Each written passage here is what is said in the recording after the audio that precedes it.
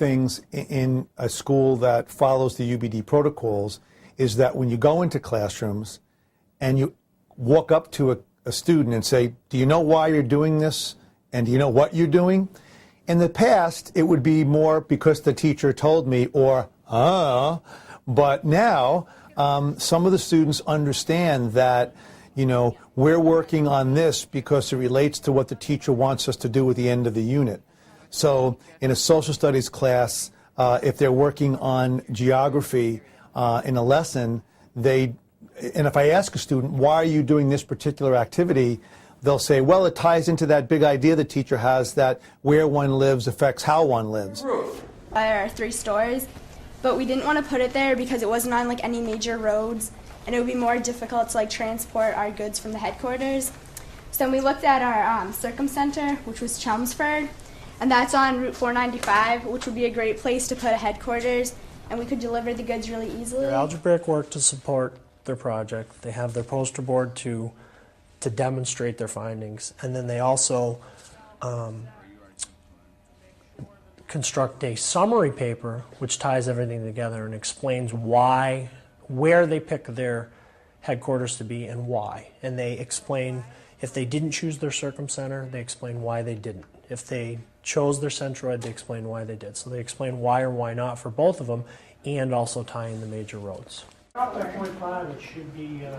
I see, rather than just sitting back and listening to explanations, they're thinking about what these things actually mean, and they're asking great questions. They're asking the true questions that show that they're really thinking about and understanding the true meaning of these concepts, and really tying everything together and understanding, you know, not just replicating what I did on the board or replicating a homework problem that they did. They're really showing that they understand more meaning to why we are learning these 2 concepts and how they can be applied to real world application. To get it ourselves, because if the teacher were to give it to us, then we would probably, you know, we'd understand that information, but we couldn't like think even further into it. We do an ancient leader election now where students look at the leaders that they studied, and in light of today's current issues, have a whole election cycle of who would make the best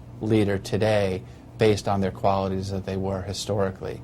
Prior to that, we tended to teach the leaders just in the time and place and a certain amount of facts about them. There was no transfer of their understanding. What a coach does when you have a football game or a soccer game, the kids get out and they go to the event and perform, and you actually, they videotape it, and then they come back in and they look at what the kids did and point out weaknesses, they drill them on it, and then they improve in the next game.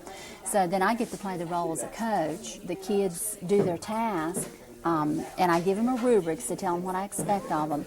And then by peer assessing and feedback, this tells them, did you hit the mark?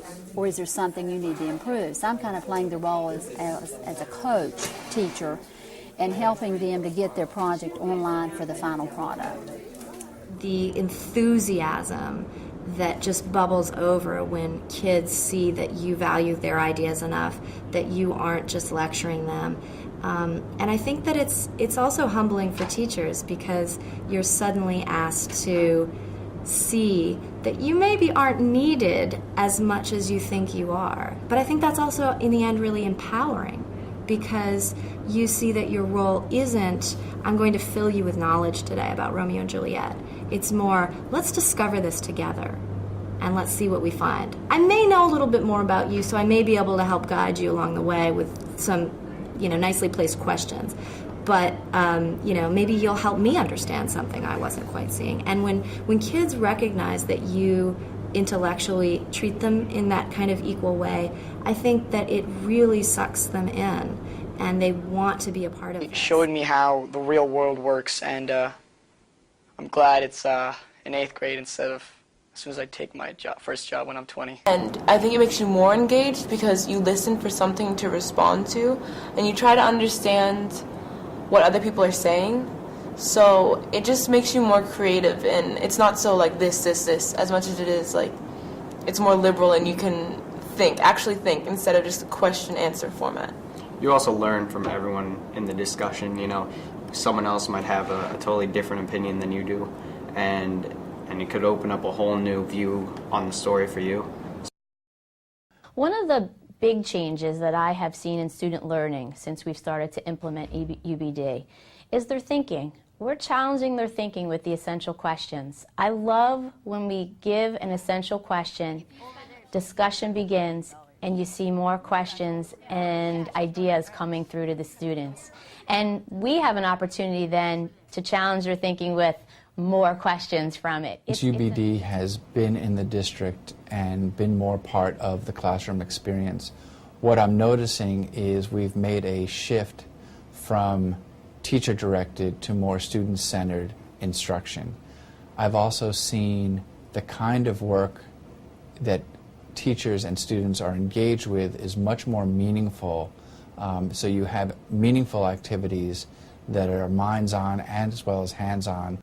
Our results have been fantastic. Students' results on standardized tests have been great. We really have the staff understanding that you can teach for big ideas and concepts without sacrificing test scores.